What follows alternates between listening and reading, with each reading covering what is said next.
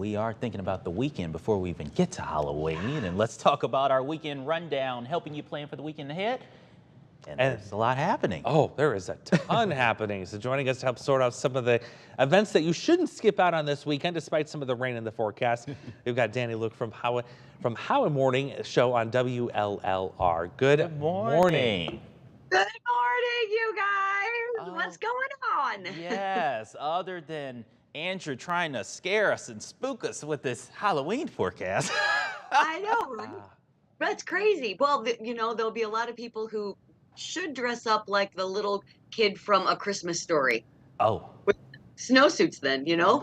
Yes. You might as well. Hey, this is the Midwest, right? So we already know. Exactly. Yeah. And of course, it'll be different. it changes every day. Just wait a day, it'll change. Yeah. And that leads us into our first event. We've got a big one this weekend, and this is something that we've been a part of for quite a long time. We're talking about Boo at the Zoo. This is at Niabi Zoo this weekend. And of course, it's a merry, scary Halloween. We've got trick-or-treat stations all throughout the zoo, decorated trails and zookeeper chats to make this a fall weekend at Niabi perfect for the young and young at heart. And of course, don't forget your costume. But with the zoo activities, they're free with paid zoo admission. Of course, your favorite News 8 personalities, including Devin, myself, David, we will be there on and off throughout the day on Saturday and Sunday.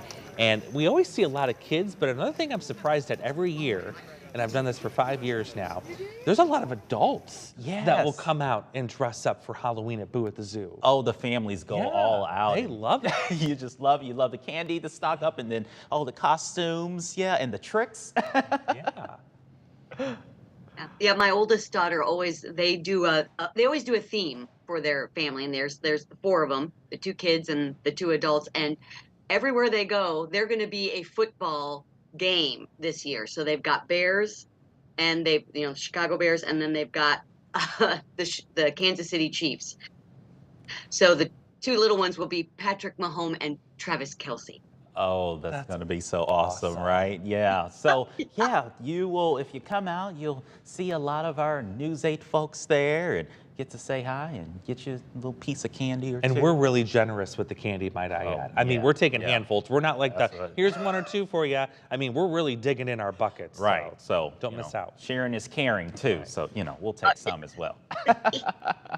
Well, let's talk about an important event as well as the Rock Island County Drug Take Back program is actually happening on Saturday. So a lot of people are familiar with this as it happens every year, and where they're disposing unneeded medications and things that you don't need, of course, so it doesn't get misused around the house. So this National Drug Take Back Day on Saturday from 10 a.m. to 2 p.m. at several of the police departments around Rock Island County. So the Sheriff's Office, Milan, Moline, Silvis, East Moline, all of those local departments, they're going to be taking it in, and it's going to be used as a collection site. So you just try to spread the word and bring that awareness because, of course, it helps trying to save lives, of course. And we talk about trying to fight the epidemic in many different ways. And this is one way that they hope that people will really take part and understand how important it is. So, that's happening on Saturday. Well, and I also hear that Danny is going to have a little hockey this weekend. Oh. Yes. Hey, this is a really cool thing. First off, I love the fact that the Storm are scheduling games like so compacted together so you can truly pick Friday, Saturday, or Sunday. But I say go out on Saturday because it's a big day. We're going to be hosting the event, but hockey is for her. So it's going to feature a lot of women businesses, women leaders, women's teams that are going to be out there. So pretty cool. Plus, U.S. women's hockey gold medalist Hillary Knight will be out there to meet and greet and do autographs and such. And she's a terrific person, great example for girls and women out there. So it should be a really cool night. Of course, the puck drops at 7:03, and I'm going to assist in some of that puck dropping activities. That's what I was going to say. You're going to be out there on the ice. That's going to be fun. Yeah, trying not to embarrass myself. We'll have to, check the video, as we look back. Right. That's awesome. Should be a good time out there. Just Right. make sure and double up on the socks. That's the one thing when I went to my first hockey game, I was like, my toes were freezing. So if it's your first time, you double up on the socks, you'll be just fine. Right. Well, let's also talk about the Nightmare Before Christmas at the Adler.